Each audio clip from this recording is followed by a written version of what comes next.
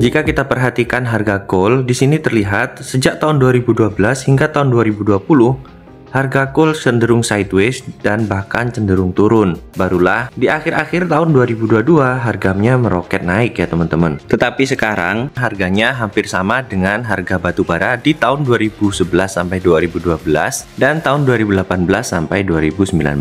Selain itu, dengan masifnya kampanye untuk menggunakan energi hijau, apakah ini merupakan akhir dari sektor batubara? Atau bahkan bisa dibilang ALII ini IPO di saat yang udah terlambat? Yuk kita bahas. Tapi sebelum membahas lebih lanjut, pastikan teman-teman udah like dan subscribe YouTube Meja Saham.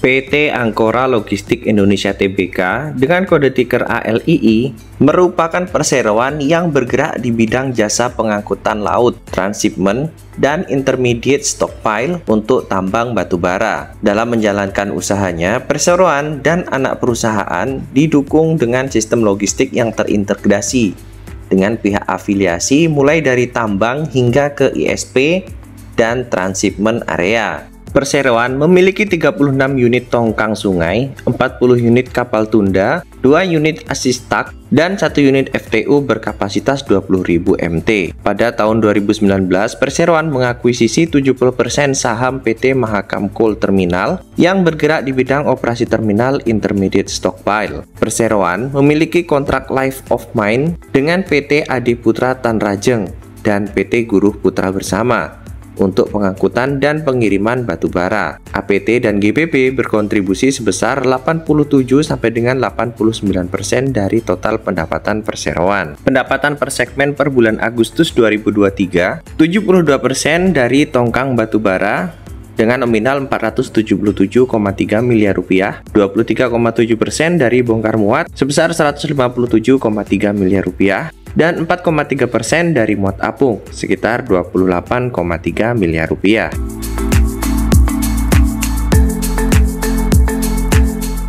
Kinerja keuangan year on year, di tahun 2020 perusahaan berhasil mencatatkan penjualan sebesar 83,6 miliar rupiah. Lalu di tahun 2021 terjadi peningkatan yang sangat luar biasa dari 83,6 miliar rupiah menjadi 627,7 miliar rupiah. Sungguh kenaikan yang sangat luar biasa ya teman-teman. Bahkan jika dipersentasekan kenaikannya sebesar 650,9%.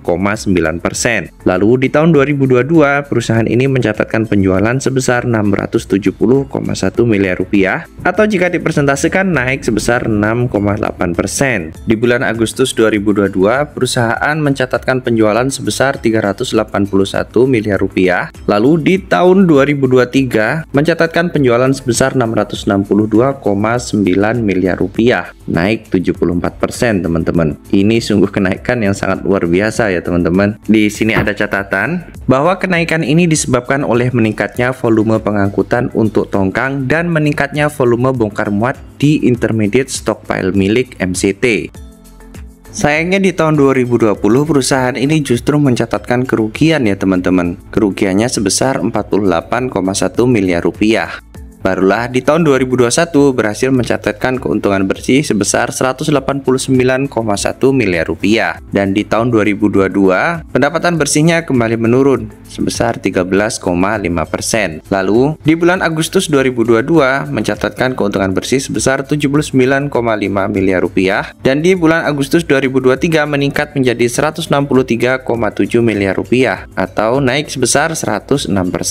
Jika kita lihat dari data laporan keuangan yang dibuat dari Stockbit ini, memang terlihat cukup bagus ya teman-teman. Tapi kalau untuk perusahaan ini, saran saya teman-teman harus pelajari lebih jauh lagi. Jangan hanya pelajari sekilas saja ya teman-teman. Karena kalau teman-teman mau jadi investor, kita memang harus melihat secara jeli bagaimana laporan keuangan, manajemen, dan juga prospek perusahaan ke depan. Tapi kalau cuma sebagai IPO hunter yang kita punya disiplin tinggi dan hanya mencari volatilitas di hari pertama maupun hari kedua, ya kita nggak terlalu memperhatikan hal itu. Kuncinya teman-teman harus disiplin. Kalau memang udah nggak sesuai dengan rencana yang dibuat, ya udah silakan ambil keputusan yang terbaik.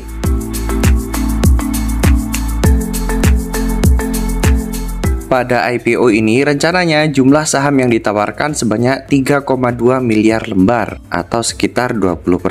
Banyak banget ya teman-teman saham yang ditawarkan dengan harga penawaran Rp268 sampai dengan Rp278 dengan potensi pendanaan Rp848,3 miliar sampai dengan Rp879,9 miliar.